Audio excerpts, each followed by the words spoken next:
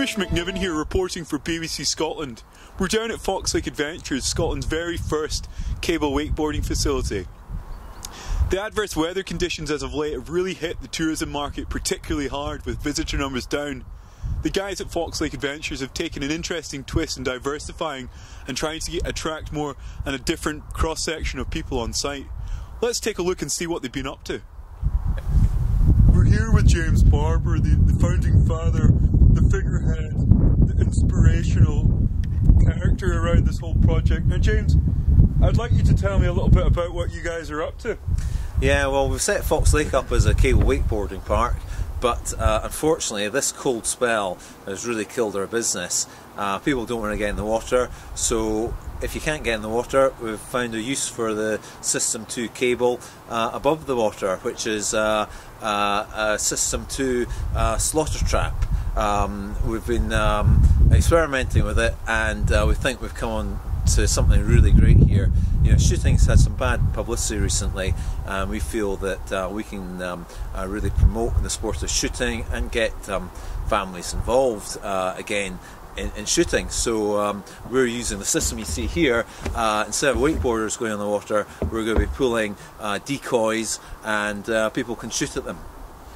That's absolutely fantastic, James, and it's great to see in this current climate tourism industry companies sort of diversifying and looking to other ways of bringing in income. Now, we know that Foxlake is famous for its innovation. It's a figurehead in the tourism market, and it's you know, a real inspiration to everyone around. Do you think the System 2 slaughterhouse is going to add to these credentials, James?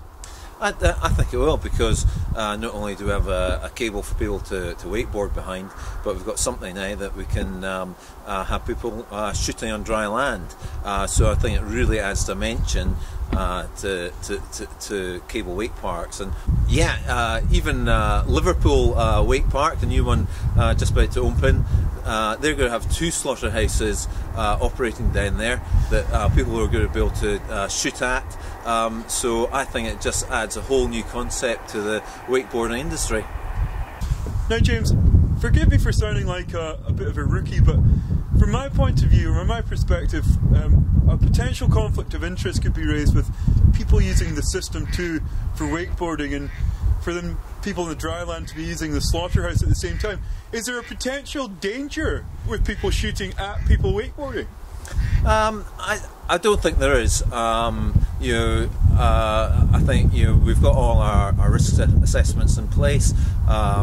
So we've done a lot of study on it. We've got an expert, Duncan Barbour, who has done a lot of research into it, and he reckons that we're absolutely safe. Apart from that, even the wildlife, get used to it. As you can hear, we've had ducks quacking in the background. They're used to the guns going off. So yeah, we think it's just a really cool idea. Brilliant. And we had been speaking off camera earlier, and is it too radical to suggest that the people wakeboarding could long term become the target? No, I don't think that's radical at all. In fact, we've been talking to Neil Wetsuits, who they reckon they can develop a wetsuit that has a flat jacket built into it. Now I'd like to introduce Gary Craig, who is one of the developers, the design product developers for the slaughterhouse. He's been working with a German manufacturer in developing this, and has a vast experience in traditional ways of shooting. Gary, if I may, could you maybe expand a little bit about the traditional ways of clay pigeon shooting, and maybe offer us a bit of insight into why the slaughterhouse, System 2 slaughterhouse, is then innovating yet again at Foxlake, Scotland's first innovative way of clay pigeon shooting in the future, some are saying, of shooting? Well, if I could first of all take you over to the old style clay pigeon trap and maybe put some words into it, and we could release them and let you see how it works, and then we can take you over to the System 2 slaughterhouse and let you see how that one works as well, if you care. Perfect, let's go and check it out. Right, cool.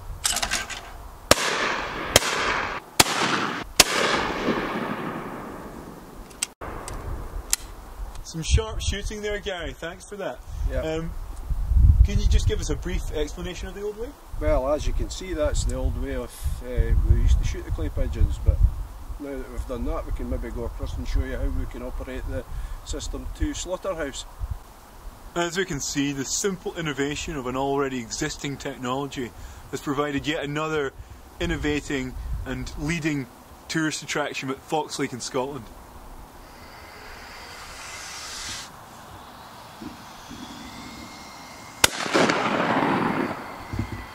Now James, we've seen the simple yet extremely effective use of a decoy pigeon. Have Foxlake had any thoughts on expanding the product range in terms of the animals that you're hanging off the slaughterhouse? Yeah, very much so. You know, if you compare the old clay pigeon, you know, it's just rubbish, isn't it? We've got the pigeon decoy here, and yeah, we're looking at other animals. You know, for the American market, there's no reason why we can't use caribou, moose. The African market, my goodness, you know, we can use zebra, lion even. So yeah, you know, we can hang anything from the system to slaughterhouse. And my recommendation, you know, if you've had a loose end this Easter holiday, why not get down? If you don't want a wakeboard, have a shot of the system 2 slaughterhouse. Fun for all the family. So there we have it. Again, innovation to the tourism market. If the old way wasn't working, i.e. wakeboarding, change up the game, do something different, get people through the doors, and that's exactly what Foxlake are doing. Hamish McNiven, BBC Scotland, thank you and good night.